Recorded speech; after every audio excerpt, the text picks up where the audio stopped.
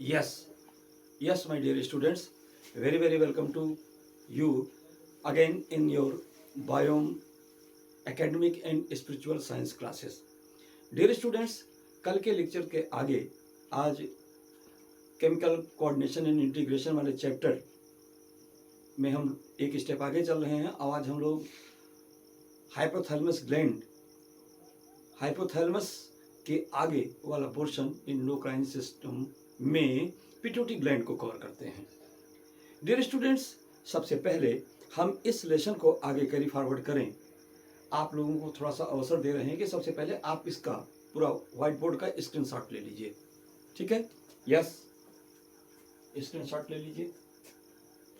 Okay, आप देख रहे हैं पिट्यूटरी ग्लैंड। इसके बाद आगे आइए। अब हम लोग एक एक करके जो है इस पर पॉइंट को डिले करते हैं या डिटेल करते हैं। तो सबसे पहली चीज, इंडोक्राइन ग्लैंड का लोकेशन कहाँ होता है? ठीक है, पूछा जाता है। तो endocrine gland located in bony cavity, और अस्थि की बनी हुई एक गड्ढा होती है। उस गड्ढे को कहते हैं सेला टर्सिका।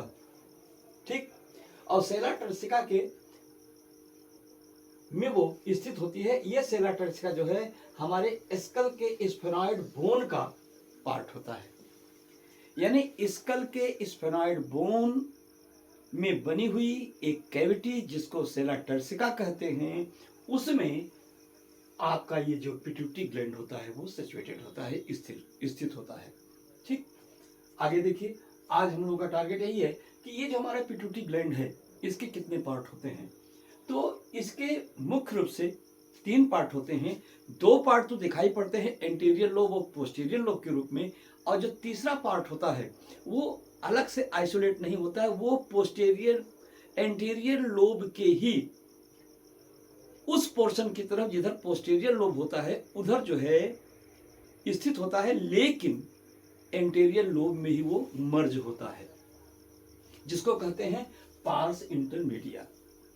तो पार्स इंटरमीडिया एंटीरियर लोब के ही पार्श्व भाग में, एंटीरियर लोब में ही मर्ज एक ग्लैंड होती है, लोकेशन होता है पार्स इंटरमीडिया। ये पिट्यूटरी ग्लैंड का बीच का भाग है। और जो पहला भाग वो होता है पार्स डिस्टेलिस। डिस्टेलिस माने दूर का। तो पार्स डिस्टेलिस ये एंटीरियर पिट्यूटरी होता है, और पार्स इंटरमीडिया पिट्यूटरी ग्लैंड में ही मिडिल पार्ट होता है पिट्यूटरी ग्लैंड का। और पार्स नर्वोसा, पार्स ये क्या कहते हैं, पार्स इंटरमीडिया हो गया। और ये क्या होता है, ये पार्ट इसके क्या हुए, एडिनोहाइपोफाइसिस एंटीरियर लोब और न्यूरोहाइपोफाइसिस पोस्टीरियर लोब, ब्रेन के 2 मेन पार्ट। जो एंटीरियर लोब होता है यानी एडिनोहाइपोफाइसिस, ये 2 पार्ट में डिवाइड होता है। इसी पार्ट में ये पार्ट मर्ज होता है, पार्स डिस्टेलिस एंटीरियर पिट्यूटरी का लोब, उसके पार्श्व भाग का पार्स इंटरमीडिया, और दूसरा जो लोब होता है पोस्टीरियर लोब जिसको बोलते हैं, उसे न्यूरोहाइपोफाइसिस भी कहते हैं। क्यों? क्योंकि वह न्यूक्लियाई के द्वारा कंट्रोल होता है। सिक्रेटरी न्यूरॉन्स जो हाइपोथैलेमस से आकर के पिट्यूटरी ग्लैंड में अपने हार्मोन को पोर करता है, रिलीज करता है, वो होता है आपका पोस्टीरियर लोब। इसीलिए इसका नाम न्यूरोहाइपोफाइसिस पड़ा हुआ है। आइए हम लोग इधर से डिटेलिंग शुरू करते हैं। पार्स डिस्टेलिस या एंटीरियर पिट्यूटरी में 1 2 3 4 5 6 जोन होते हैं, जो हाइपोथैलेमस के रिलीजिंग हार्मोन के द्वारा कंट्रोल एंड कोऑर्डिनेट किए जाते हैं। इनको मैसेज किया जाता है। रिलीजिंग हार्मोन क्या कहता है, इनमें जो हार्मोन्स बने होते हैं उसको रिलीज करने के लिए हाइपोथैलेमस से मैसेज आता है पिट्यूटरी ग्लैंड के एंटीरियर लोब को। तो यहाँ पर पहला हार्मोन आ गया GH माने ग्रोथ हार्मोन, दूसरा हार्मोन PRL माने प्रोडक्टिन हार्मोन, तीसरा हार्मोन TSH माने थायराइड ग्लैंड से सिक्रिट होने वाला thyroxine hormone, thyroxine stimulating hormone. अगला हार्मोन ACTH एडिनोकार्टिकोट्रोपिक रिलीजिंग, एडिनोकार्टिकोट्रोपिक हार्मोन। इसके बाद ये दो ल्यूटिनाइजिंग हार्मोन और फॉलिकल स्टिमुलेटिंग हार्मोन, ये दोनों जो है गोनाडोट्रोपिन्स होते हैं, यानी गोनाडिक हार्मोन होते हैं, गोनाड से सिक्रिट होने वाले हार्मोन होते हैं। एक एक करके इस पर थोड़ा डिटेल करें। तो जो ग्रोथ हार्मोन है, नॉर्मल कंडीशन में किसी व्यक्ति में ग्रोथ हार्मोन का लेवल यदि अपने स्तर से बढ़ जाए, इंक्रीज कर जाए, इन दैट कंडीशन वह व्यक्ति जिगेंटिज्म से सफर करने लगता है। जिगेंटिज्म मीन्स क्या होता है? उस व्यक्ति का शरीर दैत्याकार हो जाता है, बॉडी में ओवर ग्रोथ हो जाती है और उसकी बॉडी लगभग 7 फीट के लगभग जो है लेंथ हो जाती है। उसी एवरेज में बॉडी के 6 पार्ट जो है डेवलप कर जाते हैं, दैत्याकार शरीर हो जाता है। इसके एडवर्स कंडीशन में बाय द वे, अगर ये ग्रोथ हार्मोन नॉर्मल एज में, नॉर्मल लाइफ में क्या करे, अपने लेवल से डाउन चला जाए, डिग्रोथ कर जाए, तो वह व्यक्ति क्या करता है? ड्वार्फिज्म से सफर करने लगता है। ध्यान रखिएगा, ड्वार्फिज्म 2 प्रकार का होता है। ये जो डॉर्फिन है, ये पिट्यूटरी डॉर्फिन है, पिट्यूटरी ड्वार्फिज्म है। और दूसरा जो थायरॉक्सिन ग्रोथ हार्मोन की वजह से जो डॉर्फिन आता है, ये तो हो ही रहा है।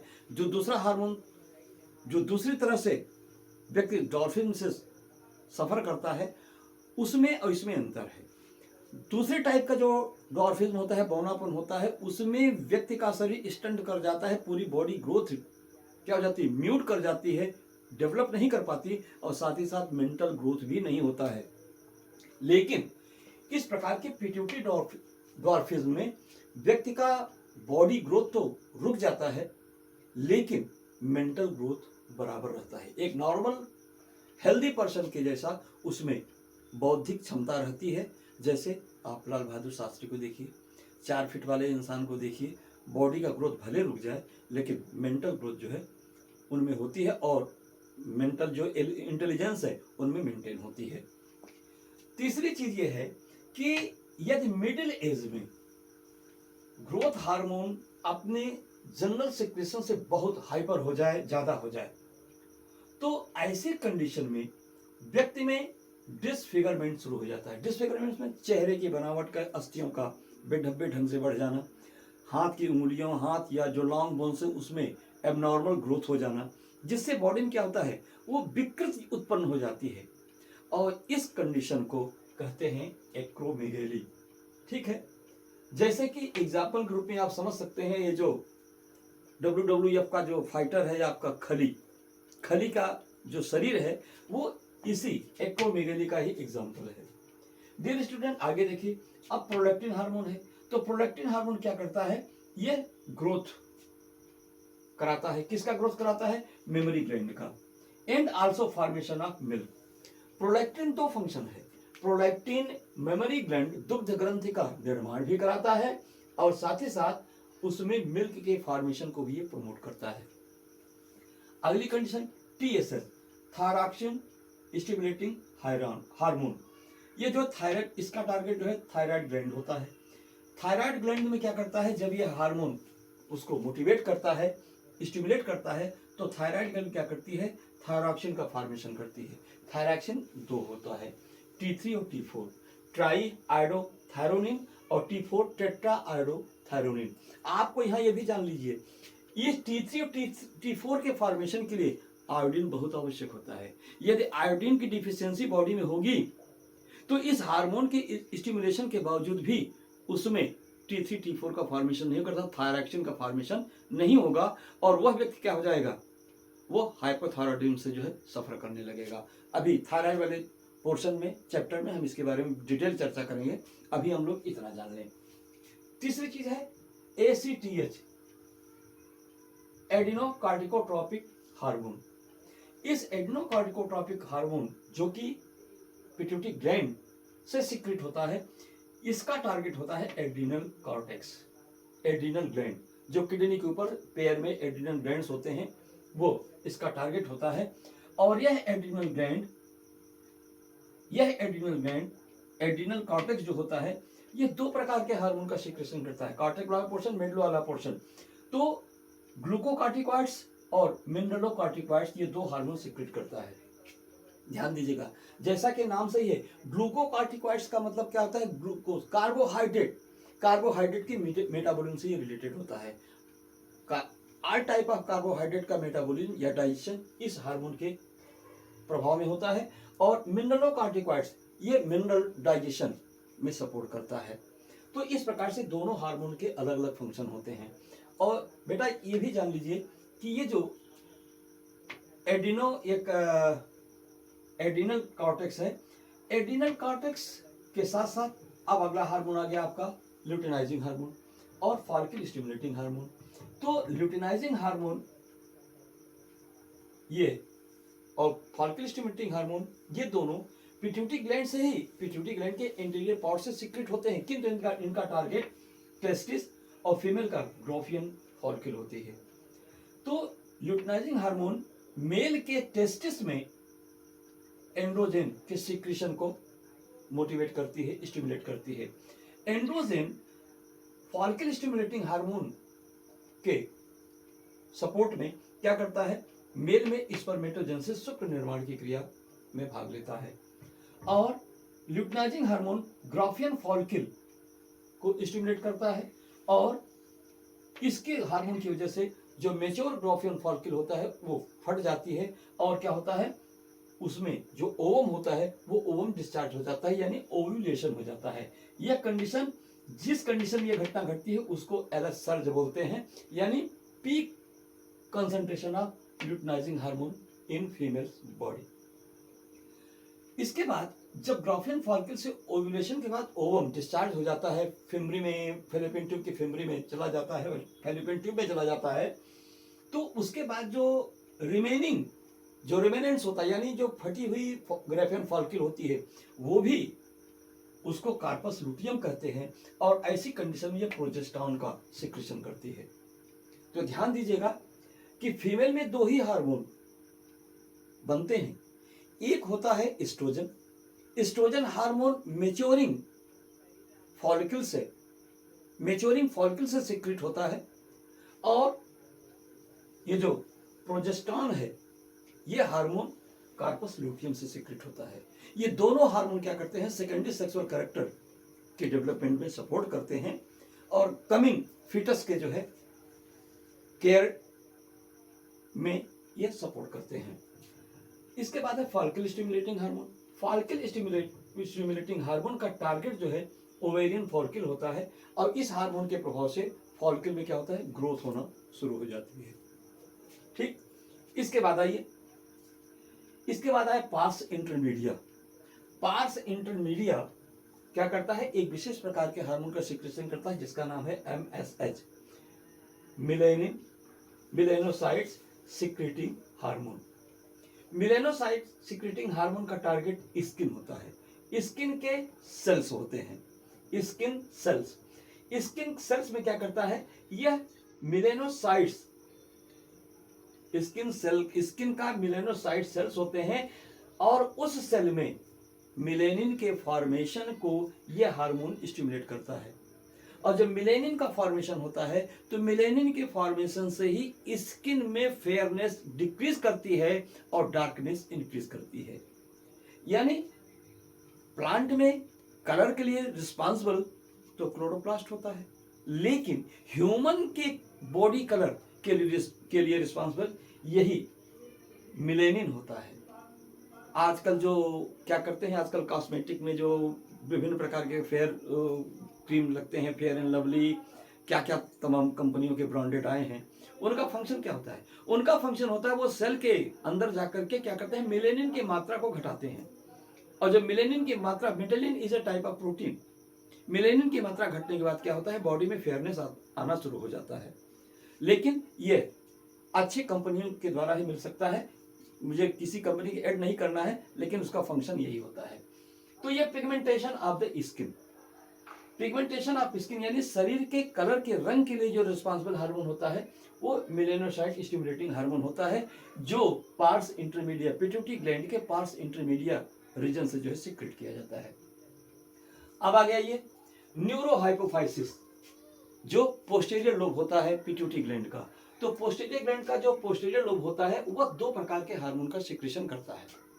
एक हार्मोन आपका ऑक्सीटोसिन है, ऑक्सीटोसिन, और दूसरा हार्मोन है वेसोप्रोसिन।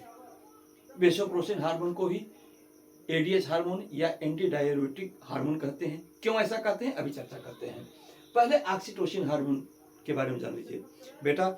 मुख्य रूप से ऑक्सीटोसिन हार्मोन का फंक्शन तो यही होता है कि वह जो बॉडी के स्मूथ मसल्स होते हैं उसमें कंस्ट्रिक्शन क्रिएट करता है, कंट्रैक्शन क्रिएट करता है, संकुचन को बढ़ावा देता है। अब आप समझते हैं स्मूथ मसल में विशेषकर इसका प्रभाव कहाँ देखने को आता है। इसका बस विशेष प्रभाव देखने को आता है कि जो अट्रस का मायोमेट्रियम मध्यभित्ति होती है, मायोमेट्रियम, ड्यूरिंग पार्चुरेशन, प्रसव के समय ये क्या करता है, ये हार्मोन जब सिक्रेट होता है तो क्या होता है, उसमें कंस्ट्रिक्शन होता है जिससे बेबी बर्थ में ये सपोर्ट करता है, पार्चुरेशन में ये सपोर्ट करता है। और दूसरी चीज आपने देखा होगा कि जैसे ही बेबी का बर्थ होता है, पार्चुरेशन होता है, तुरंत फीमेल के ब्रेस्ट से जो है मिल्क सिक्रेट करने लगता है। क्यों, ऐसा क्यों हुआ? क्योंकि मिल्क, जो मिल्क ग्लैंड होती है मेमरी ग्लैंड में एल्वियोली, वो क्या करता है, वो भी स्मूथ मसल का होता है। इसी हार्मोन के प्रभाव से उसमें भी कंस्ट्रक्शन जो है क्रिएट होता है और उसमें भी, जिसकी वजह से मिल्क जो है फ्लो आउट हो जाता है। तो ये दो हार्मोन करता है, ये इसका ड्यूअल फंक्शन है। तीसरी चीज इसके और भी फंक्शन है, लव सबसे बड़ी फंक्शन तो इसका है, इस हार्मोन को लव हार्मोन कहा जाता है। कहा जाता है कि यदि हार्मोन, ये हार्मोन, इस हार्मोन का अस्तित्व बॉडी में नहीं होता तो हम मानव जन बिल्कुल निर्मोही होते, किसी से किसी का कोई लगाव होता ही नहीं, कोई किसी की फीलिंग को हम रियलाइज कर ही नहीं पाते। ये जो आजकल आपका डिफरेंट टाइप का अफेक्शन है, लव है, ये सारी चीजों का खुरापात, सारी चीजों का कारण जो है ये ऑक्सीटोसिन ही है। अब आप महसूस करते होंगे आजकल के सोसाइटी में बहुत लोग क्या होते हैं, वो हाइपरबोलिक हो जाते हैं इस प्रकार के स्नेह में, लगाव में, वो सब सारी खुरापात का जड़ ये ऑक्सीटोसिन है, उसका कंसंट्रेशन है। ओवर कंसंट्रेशन होगा तो व्यक्ति में क्या होता है, किसी लव या स्नेह के प्रति क्या होता है, वो रिजिड हो जाता है, समाज के अगेंस्ट खड़ा हो जाता है। तो ये सारी बातें होती हैं। अब आइए वेसोप्रोसिन। वेसोप्रोसिन क्या होता है, दैट डायलेट्स, डायलेटर, किसका डायलेटर, ये इसका सर्कुलेटरी सिस्टम को डायलेट करने वाला हार्मोन। वेसोप्रोसिन क्या करता है, इसका दो काम है। वेसोप्रोसिन को एडीएच हार्मोन भी कहते हैं, एंटी डाययूरेटिक हार्मोन। यह हार्मोन क्या करता है, इसका टारगेट किडनी होता है, और किडनी क्या करता है, reabsorption of H2O and electrolyte by DCT, distal convoluted tubule. Kidney के जो नेफ्रॉन्स होते हैं, नेफ्रॉन्स में जो डिस्टल, जो दूरस्थ संवलित नलिका होती है, डिस्टल कन्वोल्यूटेड ट्यूब्यूल, उसमें वाटर के रीअब्जॉर्प्शन और इलेक्ट्रोलाइट के रीअब्जॉर्प्शन को क्या करती है, एनहांस करती है, बढ़ाती है। और इस प्रकार से दस reduces loss of water through urine, और इस प्रकार से यूरिन में वाटर के लॉस को रिड्यूस करती है। यहां ध्यान रखिएगा, दो नेगेटिव हैं, रिड्यूसेस एंड लॉस। लॉस को रिड्यूस करना, it means promotes, increases amount of water in urine. तो वो हार्मोन जो यूरिन में वाटर के कंटेंट को इंक्रीज करती है वो वेसोप्रोसिन है।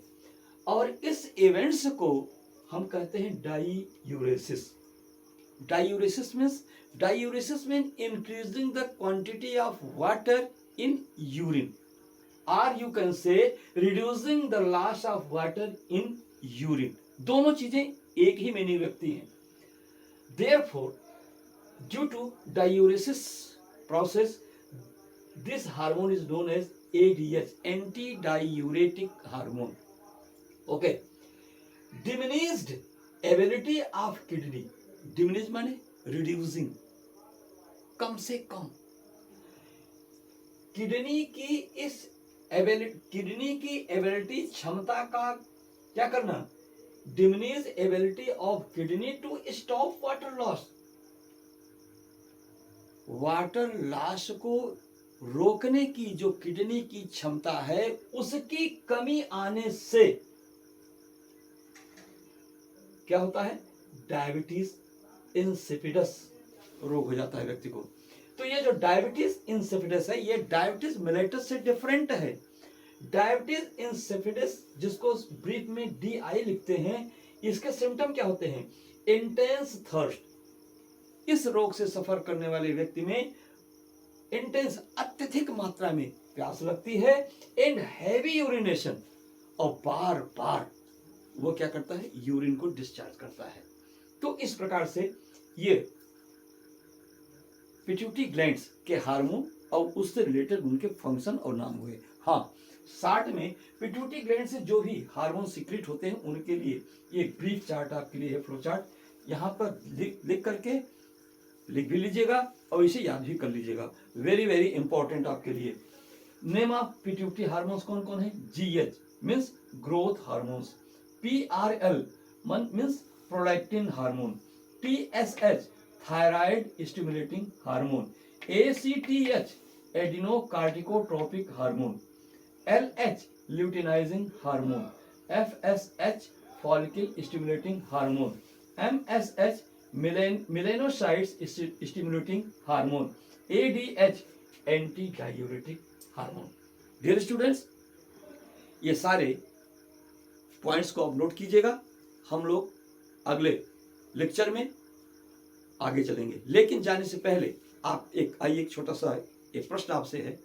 अगर कोई आपसे पूछ ले कि ब्रेन में कुल कितने एंडोक्राइन ग्लैंड्स होते हैं, आपका क्या उत्तर होगा, सोचिए।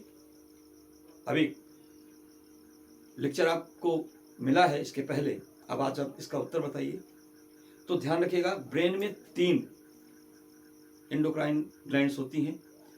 एक क्या है, एक आपका हो गया हाइपोथैलेमस जो हार्मोन का सेक्रेशन करती है, दूसरा हो गया पिट्यूटरी ग्लैंड, तीसरा हो गया पिनियल बॉडी।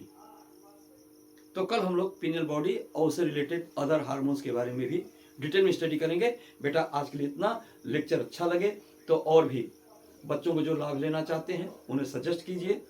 अगर आप उचित समझते हैं तो सब्सक्राइब कीजिए, लाइक कीजिए। थैंक्स, आज के लिए बस इतना ही।